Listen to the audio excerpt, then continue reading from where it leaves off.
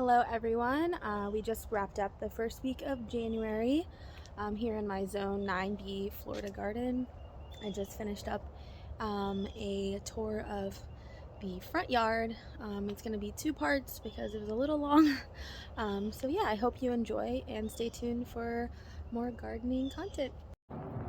Alright, so first off, got my cup of coffee because it's not even 8 a.m. and it's about 40 something degrees. It feels really good outside. Anyways, so I'm gonna start off with something I'm pretty proud of, is the area that I planted by my mailbox. So this, of course, this area and that area over there are what they call the hellscape of the front yards in a neighborhood, because I mean, it's just grass in between two pieces of concrete. And I love my neighbors, but I mean, see how it looked over there is what it looked here, except worse because I have full shade from this tree. So I decided I'm going to plant Florida native plants in this bed, and that is 99% of the plants in this bed. Actually, all of the plants in this bed are Florida natives. So my goal was to have something blooming or of interest all year round and not make it just a pile of leaves. And that's what I've done. So I have two shiny coffee plants. They have pretty little flowers for the pollinators, and then red berries. These are in their first year, so they produced some, but not a ton. So next year I expect them to perform even better. This is, I don't know why I do these videos and now I can't think of the names of them. Anyways, it's a vining plant and it should be blooming yellow flowers here in the next month or so. It does really well in our native parks. That's where I get a lot of my ideas, is I love going to Florida state parks. So this will be blooming in the next month. We have some sage here, kind of a type of salvia. It blooms all over the roadways here in Florida, but it self-seeds, so that should be a nice ground cover eventually. Little purple flowers. I have some dwarf Fakahatchee grass. Here's some more of that sage, some porterweed, some tiny coneflowers. And when we pan around here, I have some goldenrod peeping up. This is the goldenrod that bloomed this year. I'm going to just leave it a little while longer. It kind of looks cool, add some interest in this season before I cut it back. Pretty yellow flowers. Pollinators love it. Some more coneflower. Let's see. Coneflower, purple coneflower. More of the sage. This is a beautyberry. I'm going to keep this one pruned up and smaller. This is going, whoops, spilled my coffee. A purple coneflower that is about to bloom.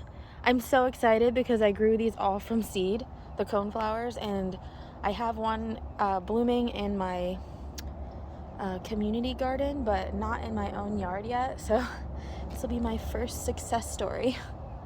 And then yeah, so then just some more Fakahatchee grass, another porterweed, and then some more goldenrod. And yeah, and then a pretty live oak. So that actually, I don't do anything in this bed anymore. The leaves from the live oak fall, and they create natural mulch, which is what I'm going for. And yeah, so I almost have to have no maintenance in this front area of my garden. So the other part was Actually, the first part that I did over here, this is literally from that lamppost to here is my like property. The rest, that's a bird bath that I found for free. I'm gonna create something. The rest is my neighbor. So I only did this tiny little portion, but this stand was so pretty of goldenrod. Oh, it was the best. And then I have some corky stem passion vine, some more goldenrod. This will be next year's flowers here. Red salvia, coneflower. This is one of those piney woods drop seeds. A small dwarf fakahatchee. I had like 4 of them, and I divided them into about 8 plants, and they all took off. I do have some rosemary over there, and then self-seeded in here are some blanket flowers. Those will get bigger. Blanket flowers seed everywhere, so I try to control, like you see how many seedlings there are, and a coneflower. And then these also, I can't think of the name, but they're also native yellow flowers. I'll put the name of it on the screen. It's 7 a.m. sorry. But all of these, and then some sage. So other than the couple herbs, everything in this bed is also Florida native. So I don't do anything here other than, you know, just kind of upkeep the amount of self-seeded things. And I cut back the goldenrod.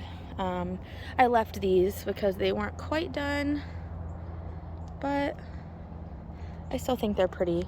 I'll put a picture of what they looked like in the fall. Gorgeous. So yeah, like I said, oh, and there's a native sweet basil in here. I'm hoping that it dropped enough seed to come back next year, because I didn't take any cuttings, but we will see. Oh, and what I wanted to point out was, you probably saw this sign. So I had my yard certified as a wildlife habitat from the National Wildlife Federation. And it's something anybody can do, really. You just have to meet the criteria, having food, water, cover, places to raise young. And that's kind of what I go for in my yard. Not everything has to look cookie cutter landscape like the rest of my HOA. I like to push the boundaries a little bit, and wildlife habitat is my number one thought when I'm making my gardens, because I mean, without our wildlife we would not have anything. So I think I'm going to cut the video off here to make these a little shorter, and I will show the rest of my front yard in the next video. Thanks. Bye.